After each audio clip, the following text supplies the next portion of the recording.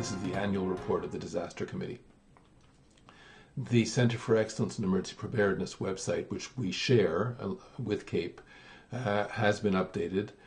We continue to add disaster online resources. It's pretty extensive by now and covers, amongst other things, risk assessment, general disaster planning, hospital evacuation, specific disaster types, psychosocial disaster resources, pediatric disaster resources, and a full textbook on preparedness for healthcare facilities.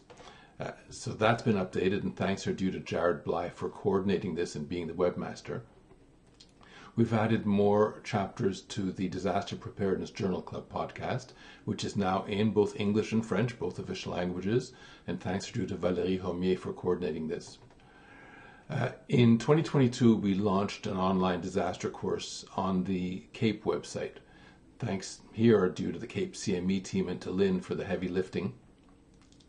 And in the past year, there were 12 registrants, and all in all, to date, we have 15 registrants, which is less than stellar. I'm well aware of that.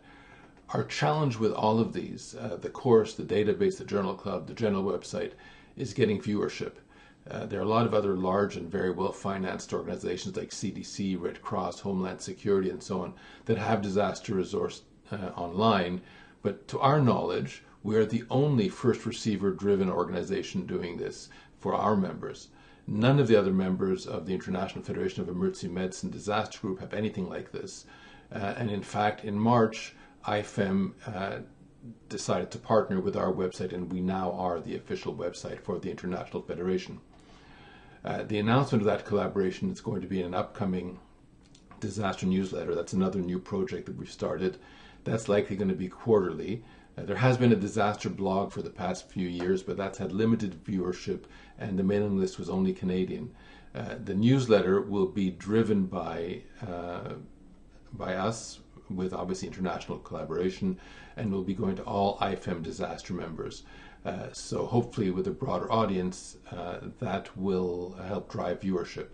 The final draft of the first edition is being finalized, and it should be launched in June at the IFEM conference. Another challenge that faces the Disaster Committee is driving disaster research. This has stayed on the back burner primarily because there's no one to champion it. There are ways to do disaster research, but we need someone who will take that on. Finally, as I'm sure the board is aware, I was one of the editors of the Empower report. My contribution wouldn't have been possible without support from other members of the Disaster Committee. So all in all, a reasonably productive year.